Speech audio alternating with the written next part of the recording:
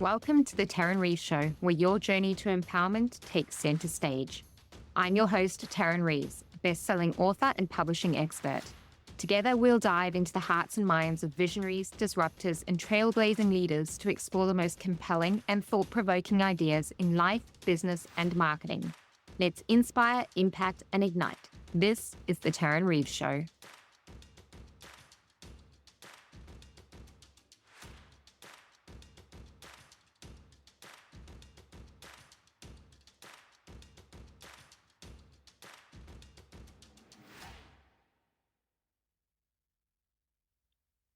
Tammy Johnston is joining me in the studio today, all the way from Canada. Now, Tammy, and I love this, is known as the hold your hand and kick your ass business coach because we all need some of that sometimes. She has over 20 years of experience guiding small business owners towards sustainable success, which is so important, sustainable success. Tammy is passionate about helping entrepreneurs build businesses that operate with integrity, honestly, ethically, and morally to create a positive impact on their customers, families, and communities. Now, while she doesn't offer shortcuts or magic bullets, she does provide battle-tested foundational skills and real-world strategies that enable businesses to not just survive, but thrive. So her approach is really rooted in practical, actionable training designed to deliver lasting results. So important in business. Tammy, welcome to the studio. For having me, Tarryn. My absolute pleasure. I'm so excited to jump into this conversation with you because the coaching industry, the business coaching industry is so unregulated and everyone's like an expert, even though they've never built a business before or anything like that. But you have your runs on the board. Like you said, your strategies are battle tested and you've worked with small businesses for over 20 years.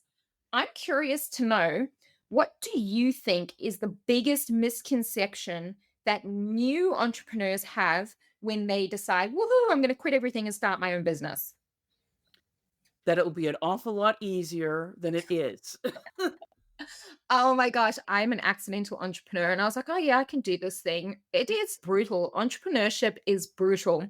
I always say being an entrepreneur is only for crazy people because it's like getting punched in the face again and again and again. And we just get back up and go, let's do that again. What else you got? Same thing with parenthood. Oh my God, don't even get me started on parenting. Absolutely. Exactly the same. And we keep going back for more. Yes, people keep going back for more and more. And I always tell people, like you said, yes, you do have to be a little bit crazy, but it is a wonderful, exciting game, but it's going to be a lot harder than you think. And especially nowadays with social media in particular, pumping out all these, I call them magic bullets that don't work, going, oh, you do this one thing with me and we'll turn you into a multimillionaire. They're selling lottery tickets. And then people are wondering why they're not getting rich. Yes. Yes. Oh my gosh. I briefly dabbled in business coaching actually in my own journey. And I only did it after I'd successfully started out as a virtual assistant and then scaled it to a virtual assistants and website development agency. And then I added in business coaching, but it didn't last long. I think I only coached for like a year because I got so frustrated with the industry pumping out magic bullets and people saying, oh, I'll make you'll earn your first 6-figure month. And I'm like, but you've never built a business. How can you say that? You're just basing it on a wish and a prayer. And the second thing I hated about it was that people would come back week after week and be like, oh, I didn't make any money. And I'm like, well, did you do what I told you to do? And they're like, oh, no. You do what you needed to do. No, I didn't. I'm like, well, I don't feel right about taking your money. Like, even though you're responsible for implementing it, like, I'm sick of turning up and wasting my time each week if you're not going to do what I tell you to do. Yes. Do you find that? Not so much with the people that come to me because my title scares off a lot of those type of people. Is that why you've titled it that way? Actually, my clients are the ones that called me the hold your ass and kick your ass business coach, because they say, Nice. we know that you love us and you support us and you're very encouraging, but you don't let us get away with nothing. Yeah. But you have to as a business coach because otherwise they're not going to get results. It's that accountability thing that most people need. They really do. Yes, they do, especially when you're busy, because life will get in the way and it will keep you from doing the things that you know that you need to do, that you want to do, but you need that support. And yeah, it's been very fun watching all the different business coaching because, like you said, it's not like regulated. Anybody can say that they're a business coach, Oh my and god, there's a it's lot of versatile. awesome ones out there.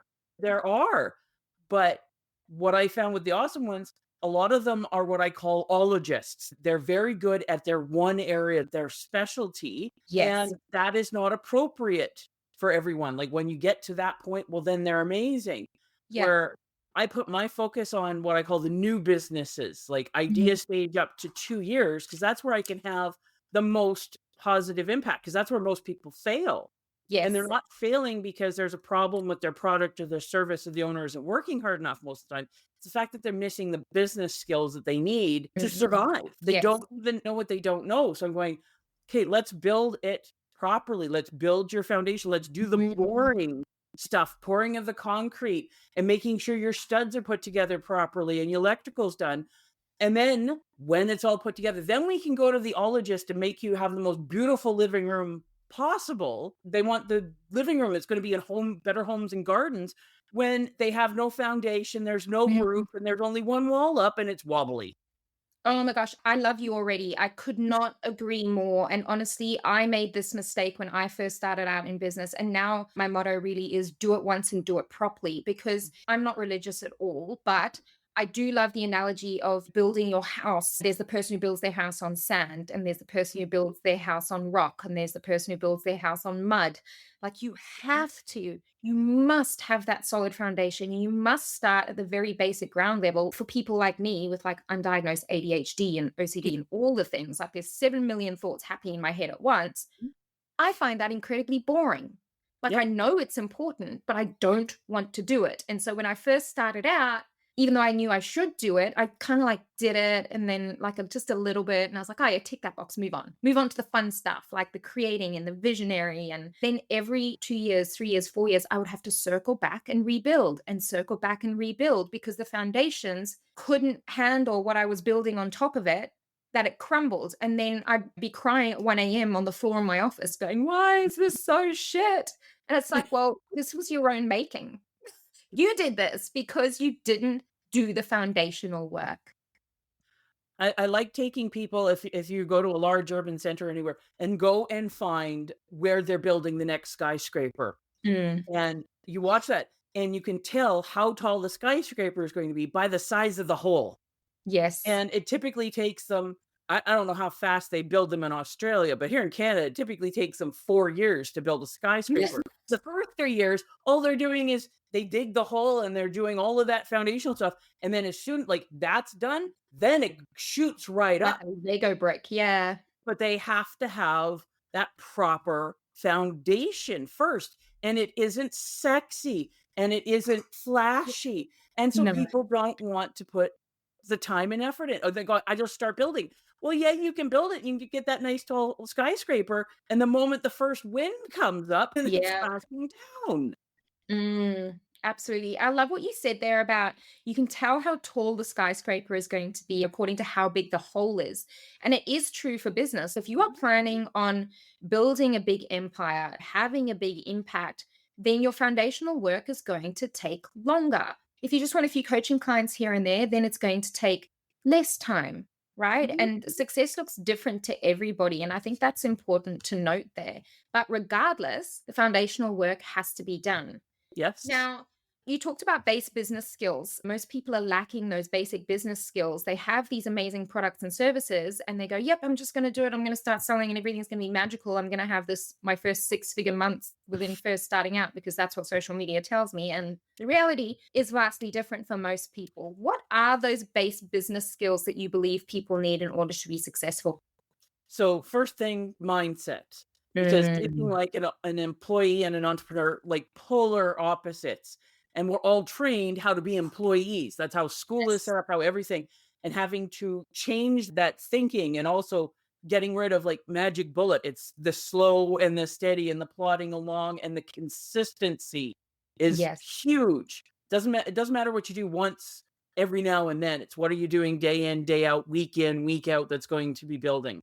It's putting together your habits Mm, because when you're an employee, you have your boss and everybody telling you what to do, when to do it, how to do it, all of this stuff. When you are the boss, you have all that control, which is a blessing and a curse. Because the Yes. blessing, like, yes, you can choose what you want to do, but if you don't know what you need to be doing, you're going to be wasting your time, as I say, shuffling the deck chairs on the Titanic as it's sinking. Mm. So, Oh, that's such a beautiful visual, and it's so true. I mean, I've been there many times. I'm like, "Yeah, I'm doing stuff. I'm doing things. It's gonna be fine." And you know, meanwhile, the water's getting higher and higher and higher, and I'm getting more and more and stressed. colder and colder. Oh my gosh, absolutely. You And have then to, you just want to throw in the towel, right? You wanna yep. wave the white flag and go, "Can someone send the lifeboat now?" Yeah, you have to have your marketing, you have to have your systems put together, you have to understand your financials and be actively involved. That's the number one thing that I find that people will avoid, and then the moment if they start getting some business in and things are starting to go, the first thing they abdicate. I don't say delegate because they go, "Great, I never Yes. have to think about it again," and then they're wondering why things aren't going well. Yep. Their advisory team, most people, especially when they're starting out, are taking their business advice from the broke ass friends and family. And I just wanna jump in there and add, and who also don't understand entrepreneurship. Yeah, but like I said, they've never set foot in the arena. That they Yeah, might love you. Some people will yeah, actively try to sabotage you, but even the ones that love you, if they have no idea what they're talking about, their best advice isn't going to be very good. Because, exactly. like, don't ask me how to knit or sail a boat or because I don't know anything. Yeah. And that's the type of people they're getting help from. And then understanding cash flow and profit. You need Mm. to have both. They are very different and how do they work? Those are Yes. the 8 foundational pieces that absolutely every single business from a brand new solopreneur up to Apple and Amazon and Google all have. They have all of those 8 pieces. The more of them and the stronger you are in them, the better your chances. The more of them that you're missing or weak on, your odds aren't so good. Can you just give me a summary of those 8 points for the people listening? So, 1 through mindset, 8. Mhm. habit, marketing, advisory team, financial, systems, cash flow, profit. Mm. Yes. Couldn't agree more with all of those, and I have been guilty of ignoring all 8 of those things when I first started out, and it's now, like I said, with the motto, "Do it once, do it right." I honestly think if you're listening to this and you're new to starting out, please go and do the work. Make sure that you have those 8 foundational pillars really strong because it is worth doing. I spent 9 months just researching my competitors and my ideal client and where the hole in the market was. Literally 9 months, the whole time I was pregnant with my son, that's what I was doing, is I was doing that foundational work so that when it came to scale again, I had that solid because I was so sick of circling back around and having to redo it. And I didn't enjoy it, not gonna lie. Didn't enjoy it, hated every minute of it. Was it worth it though? 100%. But if you have proper support, you can like you not necessarily mean you love it, but you'll understand it a lot more and you Yes. can make it a lot more fun. And it's learning, like I said, the stories that the numbers are telling you and the data and making it a lot more human and expressing your creativity, but in a smart way. Yes. Yes. Now, one of the things that I admire about you, Tammy, is that you emphasize honesty, ethics, and morality in business. Why is that? Was there an experience that you've come I'm assuming that you've been in the industry for 20 years, but I'm assuming you weren't always a business coach. No, I haven't always, my background actually is in the financial services industry. Right. And when I was fired from a job I absolutely hated and decided in that moment to finally start my own business and go into sales like people have been telling me for years, Yeah. that's when I started. And I started working with a lot of self-employed small business owners and helping them understand like their personal finances and stuff. And one of the things I was discovering very quickly was they were having problems in their business. They were technicians, like most people are when they start. They technically know their product or service, but they were lacking the business skills. And Yeah. I'm going, my background is on the business and I love business. I've been studying business since I was like 7 years old. And I'm going, I Mhm. have a greedy, motivated self interest to see them succeed because broke people can't afford investments or insurance, which is the stuff I actually get paid on. So I Yes. started helping them and they loved it so much that they started sending me their compatriots and all of that. And it came up very, very quickly that I'm going, okay, I need to start doing this on a larger scale because Mhm. it takes a lot of time and effort doing it one on one. So I designed my first small business class almost 20 years ago and have been going strong and learning and expanding and growing through all of that. But why the honest ethic? Because when we're looking at the world as a whole, the problem isn't so much on the small business side, but it's all the corporate entities that have become it doesn't matter what lies, how we horribly treat our employees, how we rip off our clients, how we're constantly downgrading our quality and our delivery and increasing our profits so that we can up our profits for this quarter so all of the CEOs and the executives can get massive bonuses and then we can do stock buybacks and it's the race to the bottom where they're Mhm. making lots of money, and I'm going, "They're parasites. They're Yeah. destroying the world, and yes, it's working for them for now, but just like a freaking tapeworm, you're going to end up killing the host," where a lot of these businesses started out properly with actual people that, "No, we want to provide a good product and service, and we want to look after our employees." And we need to come back to that. And there's so many people that think that they need to lie and cheat and steal and cut corners and do all of this stuff in order to be successful. And no, you don't. You might be successful in the short term, but it always comes back to bite you. Where if you're building it properly, ethically, honestly, morally, it might not be as fast, but you're going to be the one that sticks around as long as you're doing the work. And not only are you going to stick around, you're going to be able to look yourself in the mirror and not go, ew. Yeah.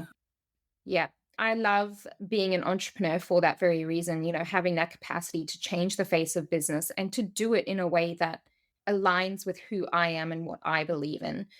Because I came out of corporate as well, and it's just toxic. It really is. And being a mum as well, you look at it and you go, well, what kind of a future are we creating? What kind of lessons are we teaching our kids if we condone this sort of behavior by big corporates and Yep. even other entrepreneurs as well? They're not guilty, some of them, of this either. Now, we was talking about magic bullets. Hmm. I see all of these on social media all day, every day, but I want your opinion. What are some of the most common quick fixes, magic bullets? Yeah. And I've had so many people that have ended up working with me that they knew that they needed help to begin with and they saw the flashy ads because these guys are good at marketing.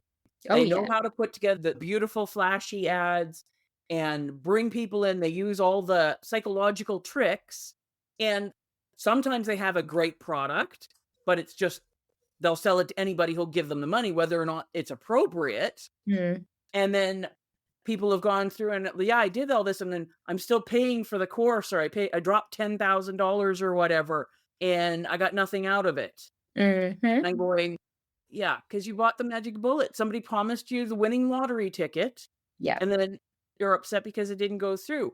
Like they might have one or two success stories that people who actually consistently perform at that level out of Yeah. like a few thousand people that go through. So Yeah. are they lying? Not necessarily. Mm.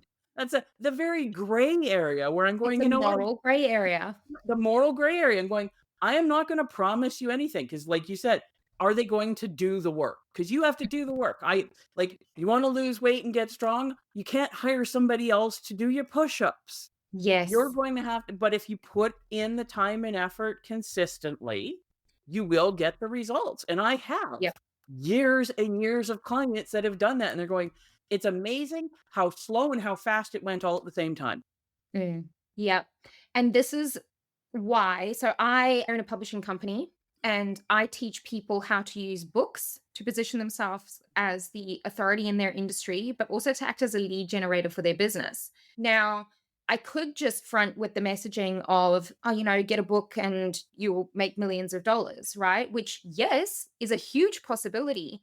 But in the intake forms, in the one on one coaching, in the mastermind, we spend huge amounts of time on going, tell me what your business model looks like. What are you selling? How are you selling it? And who are you selling to? Who's your ideal reader? Who's your ideal client? And then we seed the books. We strategically write the books so that they act as warm lead generators, like they warm your leads up from a cold audience, right? But you cannot just go, oh, I'm going to write a book and everything's going to be amazing. No, you have to spend time looking at your back end business model and making sure that that's solid and you understand it, because anyone can vomit words on paper. Is it Mhm. going to make you money though? Not so Well, and you much. can have the absolute best book in the world, but you still have to market it, and Yep, that is an ongoing effort, and then what are you doing, and what is your system for making sure exactly. you're doing it consistently and for a long enough time, and because a lot of people, "Well, I have this great ad, and people need to see it once." They didn't even see it. No, they didn't even see it. And I flick out one email. I emailed my list like, once a month. And it's like, well, someone probably was busy and deleted that. Or you're like me and you started and you're like, yeah, I'm going to come back and read that. 3 months later, it's still sitting there as a star. I haven't done anything with it. And this is when I spent that 9 months doing that market research. There was such a big hole in the market that I've now gone and filled with the service delivery, and why this foundational building that you speak of is so important, because I wouldn't have recognized that hole in the industry. I would have just fronted with, oh, yeah, we're going to write a book because that's what I'm really good at. And I went, no, the publishing companies aren't marketing for you. They're not Nope, teaching you how to you have to market. do And it. there's this misconception where it goes, oh, I'll get this book on Amazon, I'll reach bestseller status, and then I can sit back and enjoy the fruits of my labor. And I always say to my clients, I'm like, well, it's like this. Let's say you've got a new product and you put it, and it's a food based product, and you put it on the shelves of your local supermarket. You get in there, but you do no advertising. People Mhm, aren't going to buy it off the shelf because they don't know about it. They don't know it's there. It's surrounded by all of these other sources, if mhm. you like. Why would they choose yours when the source next to your bottle, even if your bottle looks prettier, has they've seen the TV ad, or they've heard the radio ad, or their friend has recommended it, or there's a big banner above the sauce aisle Or marketing same that one sauce. their family's been using for 30 years, so why would I risk trying something else? That's why Yeah. they have all the sample things, and people think, "Yeah, I only need to do one thing, or I need to do absolutely everything." Well, there's Mm. 27 different ways to market your business, and if you Yeah. try to do all of them, you're going to go You will crazy. burn out and you will lose and you will do none of them well. You need to pick, like, just a few that work for you, that fit in with you, and do them consistently. Like, one Yeah. of the things I tell people is, like, you have to be planning for what is your business going to look like in 50 years and how you're gonna do it, and plan like you're going to be in it, because my personal record from meeting someone to having them finally become a client, Mhm. guess how long? A record, Record amount of time. 3 years. 14. Wow, okay. Yep. 14. Well, I mean, if you think about it, everyone buys differently. Everyone makes decisions differently, and some people need more exposure to Mhm. your brand, your message, your marketing, your offer than other people do. Like I'm a very on the spot decision maker, but I don't make my decisions based off people cold messaging me, right? Mm. I make my decisions based off who has shown me that they actually know what they're talking about. And are you ready for it? Because it can be Exactly. absolutely perfect, but if it's not the right time in your life or whatever, and I always tell you, drip on people gently, Mhm. let them know that you exist, sharing your message, putting the information out, drip, drip, till they either get Yeah. wet or tell you to fuck Yes. off. Yeah. And this is why that messaging of make your first 10K month, make your first 6 figures, make your first 7 figures is really frustrating, because if you are not marketing, if the person that you're marketing to, if you don't know who you're marketing to, if Mm, they're not making 5 figures a month, well, they're not ready for the 10 figure a month because they're not even making five. So it's a nice idea, because of course everybody wants that. Of course mhm, people want more money because money gives you freedom of choice, right? mhm. But if you're not making 5 grand, if you're not making $100, if you're not making $50 in your business, how the hell do you think that you're just going to magically get to 20K a month? It makes no sense. I So mean, that's you why lucky you. You're um, one of the lucky ones, and you have a hot product or whatever, and you're in the right price at the right time. Do yeah, you have enough of the foundation to actually deliver? exactly. And deliver well, because you only have that one chance to create that Mhm, relationship with that client, that first impression, that gold star delivery. And I think about it as energetics as well. I do talk a lot about that, is that you've got that one choice. And if you do poor delivery, Mhm. That energy is going to seep through into the rest of your business. It's going to Yep. seep through into the rest of your clients. And then people are sitting there wondering, oh, well, I've got such a good product. Well, you didn't deliver well. And there Yep. are 50,000 other people offering a product similar to yours or a service similar to yours. People are going to jump ship. Word is going to get around. Yep. And just as the opposite as well, if you do it so well, if you love on that client and you deliver so well, word gets around Mhm. that if you want quality, whatever it is, you go here to this person. Don't Yep. worry that this one's cheaper. Don't worry about this one's more prettier. It doesn't matter. If you are delivering well and you have those Mhm. solid foundations, you are going to get business. It's that simple. Yep. And that conflicts at the same time, right? I go, oh, it's that simple. Yep. Nothing in business is easy. If it is, you kind of have to be a little bit worried and go, Yeah, maybe I need to what? challenge myself a bit more, but yes. Yeah, Yeah, that's right. one of the reasons why I love business so much is because 'cause I'm going, "If you're bored, you're doing it wrong." Yeah. If you're bored, you're playing it safe. That's Yep. right. Now, in your experience, can we have a practical piece of advice that almost every new business owner, because that's your area of expertise, Mhm. overlooks, but can make a hugely significant difference in the success of their business? One piece. Okay, you always have to ask the difficult question because 'cause I'm going, "Okay, Of course, I'm not there's going to let you probably sit there and different have an easy interview. Don't be silly. No, I mean, this is why we love it. I would say, "Hey, figure out what are your 20% activities. What are your Can you 20%?" explain that? Because not Yeah. everybody knows the 80-20% rule. So 80% of your activities are going to give you 20% or less of your results, where 20% of your activities are going to give you 80% or more of your results. Your Mhm. 20% activities when you are in business are what are the things that are going to build your business and make the cash register ring. So, Yes. two things that are always, always, always 20% activities are marketing and systems. What you're Mhm. doing for the marketing and systems are going to vary depending on your business and how long you've been in business. Like I've been in Yeah. business for over 2 decades. I'm going to do things slightly different than somebody first starting off. But if you are not making a point of figuring out what your 20% activities are right now and putting time and effort into doing those, you're going to waste your time on stuff that make you feel accomplished. Because yes, I can put it on my checklist and easily go, and then Mm. while you're not making any money, while you're not Yes. actually moving forward, what Yeah, are your 20% activities and how are you making a point of getting them done? that's right. Craig Ballantyne talks about this. I don't know if you know who he is, but he talks about this a lot. And I couldn't agree with it more. And I've been so guilty of it because Mhm. the 20% often isn't what I find enjoyable, right? Yep. It's those lead generating, make money now activities, not make money later activities. It's make money now activities. And those need to be done first. Mhm. Like, especially if you're a time poor mama like I am. Like, I only have literally about 90 minutes a day to play in my business, Mhm. right? And that could be anything from sales calls to lead generating activities, or I could sit there and write, a social media post. What is going to get me the most results? Well, it's that lead generation. Mhm. That's my 20%. And it's different for But as everybody. a time-starved mom, that can actually be a major advantage because Correct. when I got fired and decided in that moment to start my business, I thought my life wasn't complicated enough. Yeah. So, shortly thereafter, I got pregnant, Oh, and yeah. so I had to Good on you. build a baby and a business at the same time. Build a I took baby. 30 hours of mat leave, hours, Yep. and kept going. And Yep. I I had did to it. figure out how to do it. And because I didn't have unlimited time and stuff, I'm going, okay, she's down for her nap. I've got this. What am I going to get done? What am I going Yeah. to get? What am I going to get done? It's And good to train the mind. I would get way more done than people who had, oh yeah, no, I don't have to worry Mm, about it because I got all the time. No, we have to focus and concentrate.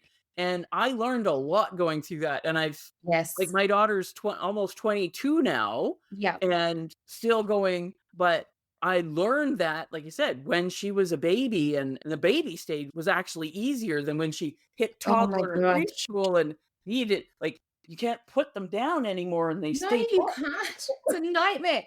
I jumped on a podcast interview to record earlier this week and we were having sound issues and I could not for the life of me figure out why. Well, it's because my son, who turned 1 yesterday, was sitting behind my desk while I quickly did something for a client and he pulled the cords out of the sound system And it took me literally like 30 minutes to figure out what Yep, on earth, because I'm checking all the settings and it's like it can just be your biggest challenge, but it can also be your biggest motivator. You become so freaking productive, which is why things like the Pomodoro technique work, right? Like yep. do things in sprints, because when you've got that time pressure, when you've got that window and you know you are going to get cut off, you can produce amazing things.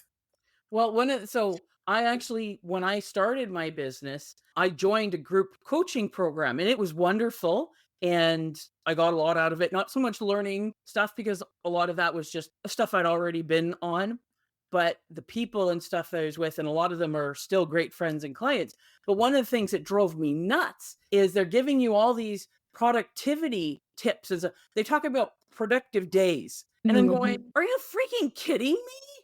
Like, it would work perfectly for single people or men that have wives because, Yes. like, I'm on diaper duty and breastfeeding duty and all of this stuff. There is no such thing as a day where I can focus on one thing. I have pockets. And how do I do things differently? And then I started talking with, like, typically it was the moms. Now I'm getting more of the dads because I'm finding with each new decade, dads are typically becoming more involved and stuff, Yes. and we're having to look at things Yeah. differently and do things differently. Like, okay, how do I work around raising a young family Mhm. and building a business? And how do I do this? And also, a lot of the advice, especially the older advice, is okay, yeah, you're already successful. You've got a staff and assistants and secretaries that you can delegate to, and they'll do it. So you can focus on these things. And I'm going, that doesn't work for people who are not already at that stage. How do we change things so that it's actually useful for people in like where you are now and where I'm that are living in real life, that's Mhm. battle tested? Yes. I think that was one of the most frustrating things for me as well, is that like we mentioned towards the beginning of this interview, is that people around you who are not entrepreneurs will never understand what it is that you do or how that you do it, especially when you've got a digital business, because that's Yep. just a different beast entirely. People just really struggle who have been an employee to understand what any of that's like. And B, being a mum who is the primary caregiver for kids. And then people go, well, you've been doing this for so long. How come you're not seeing, like, how come the business isn't bigger? Or how come you're not earning more money? Or how come there's all of these preconceived ideas? And then they're like, well, it's not working. And it's like, well, no, it's just not working at the rate that you expect it to. And why is that? Yep. I had a coach, and it was yesterday actually, and I got furious about it.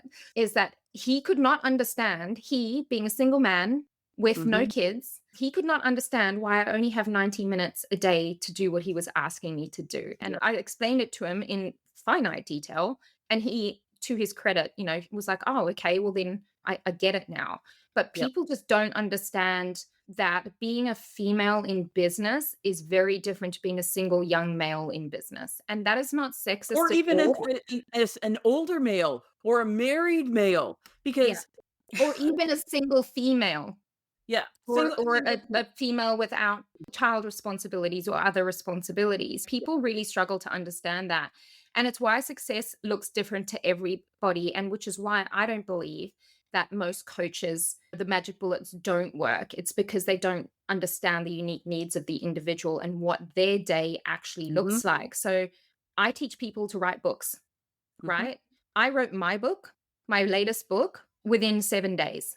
It's a chunky monkey. It's not like a little thin book, but I wrote that in mhm, 7 days. Why? Because that is all the time that I had. And I did it in two halves because I had my son in the middle of it, right? mhm, But what I teach them, and one of the first things we do inside of the mastermind is to go, tell me what your unique week looks like, because nobody has time to go and sit in the woods with a typewriter for 3 weekends to write your book. Nobody has that. So the first thing I go is, let's identify the pockets of time where you can actually be productive.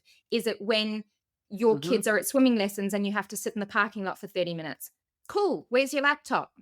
yep, Let's get it done. Is there somebody who could you share transport responsibilities to and from school with mhm, another mum who lives close by? Cool, that'll give you an hour back in your day, depending on how far you live from the school. You need to start thinking about those unique individuals because there is no one And size build fits and all. one of the things you're talking about is how do you build up your community?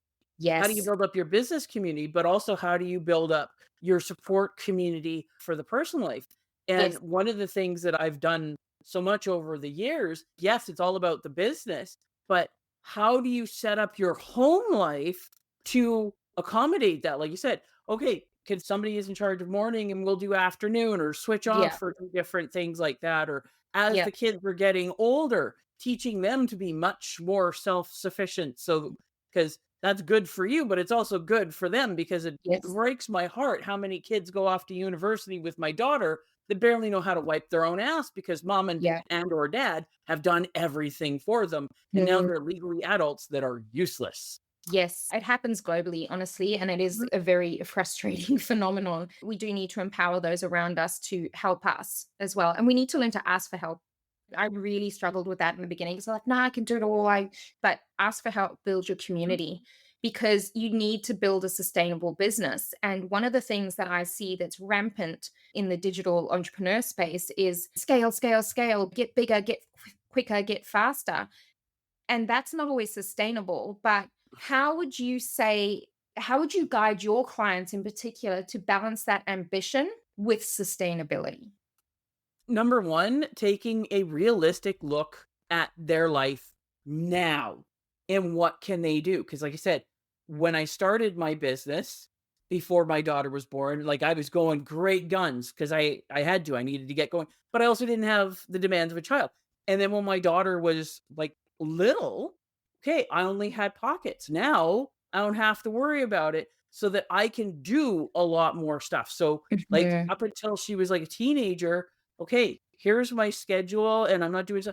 But now, like I said, she's in university. She's still with us and then still help out with a few things, but she's on her own. So now I'm training more and I'm doing my retreats around the world and different things because I'm in a different state. So what is your life right now? And I Yeah. only have one child.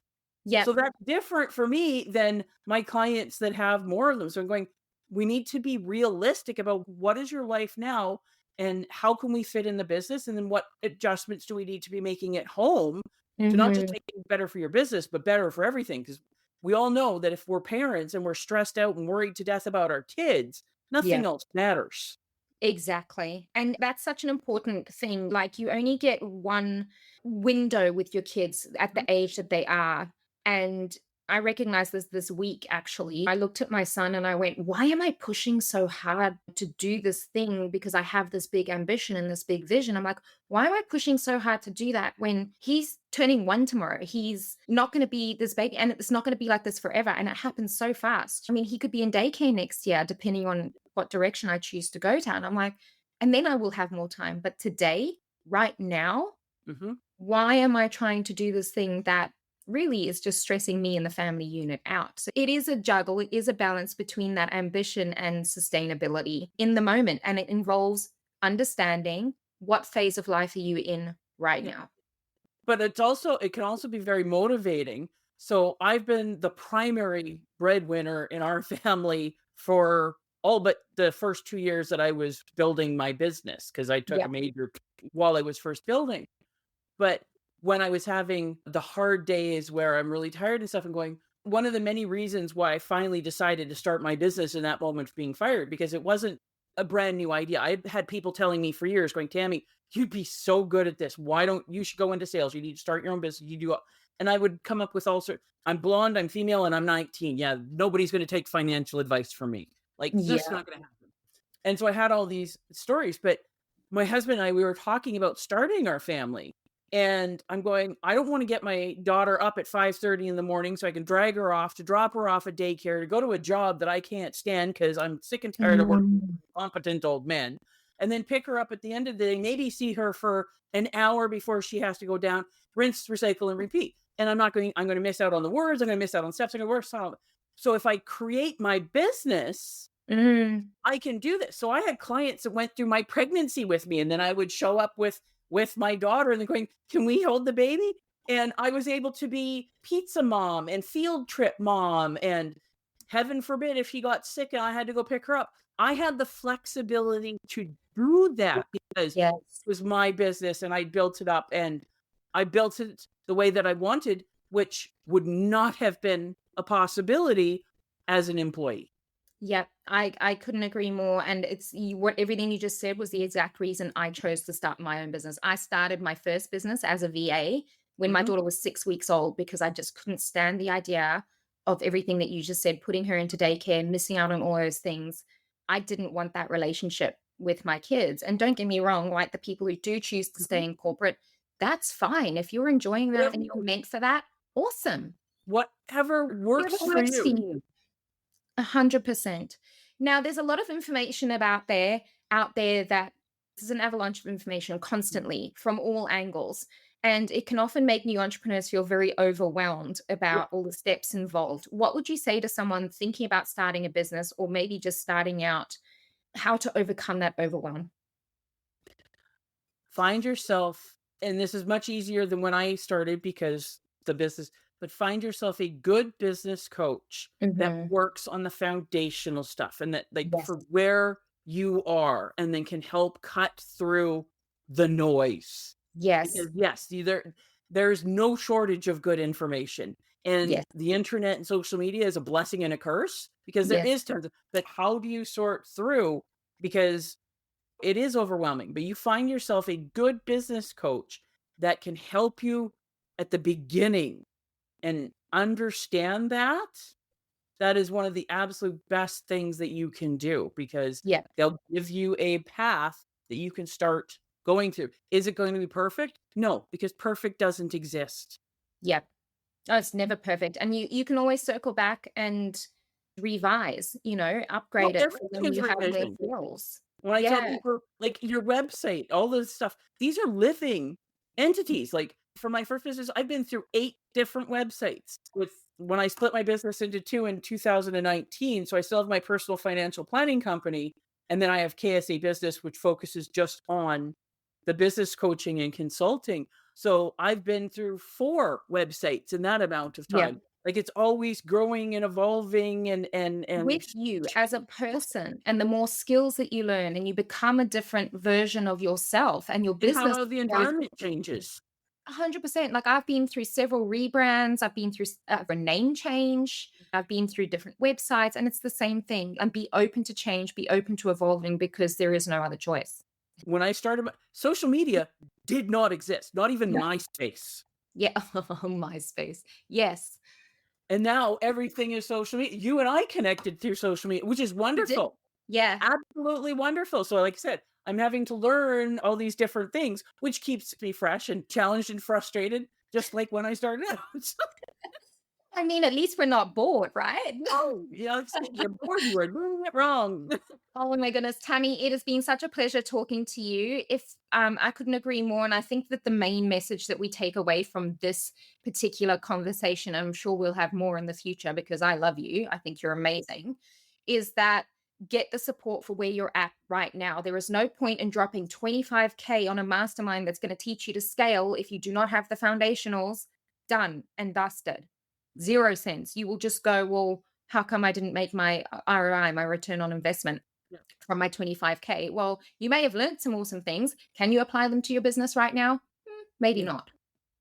Hmm. Like I said, Now, we if have a tradition on this podcast, Tammy, called the book drop before we sign off. I want to know what particular book has impacted you in a personal life or your business life in some way. so my favorite book, and it's my personal favorite, and it's my number one book to be giving as a gift, is The Success Principles by Jack Canfield and Janet Switzer. Mm. And it is the Coles Notes of everything I've been learning, studying, teaching, and experiencing for years. And it was originally brought out in 2005. And then Mhm. over the 10th anniversary in 2015, updated and improved and all that stuff. And I'm really hoping they put another one out next year. And like I said, I absolutely love that book because, like I said, it's the Coles Note. It goes over absolutely everything in like little snippets and all this stuff. Yeah. And I read it every single year. It's the first book I read every year. And Wow. Okay. So it's like a it ritual for you. yeah. because it just reminds me, okay, yeah, no, I'm doing good here. Oh shit, I still have to work on that one. Yeah. Oh, forgot All right. about that. Oh, gotta go back. I love it. And it's obviously a step by step. I haven't read it yet, but I will be adding it to my list of to be reads in case I have 750 years to do absolutely nothing to get through my my to be read list. I live in eternal optimism. Tammy, thank you so much for joining me today. It's been an absolute pleasure. Thank you for having me. It was great chatting with you.